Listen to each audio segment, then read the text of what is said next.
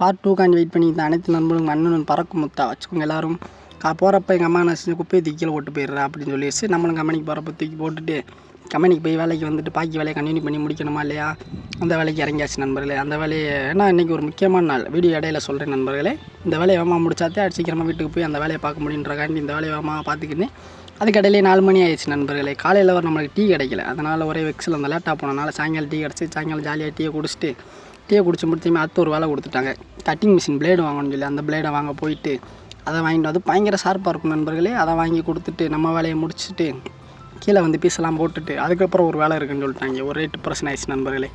அந்த வேலையை போய் பார்த்தா அது பெரிய வேலை நண்பர்களே. சரி இதை முடிச்சாத்தி வீட்டுக்கு போகணும்னு நினச்சிட்டு அந்த வேலையை வேகமாக பார்த்து முடிச்சு இடையில சொல்கிறேன் நண்பன், என்ன முக்கியமான நாள்னா இன்றைக்கி நோம்புக்கு ட்ரெஸ் எடுக்க போகிறோம், பர்ச்சேஸ் பண்ண போகிறோம் குடும்பத்தோட.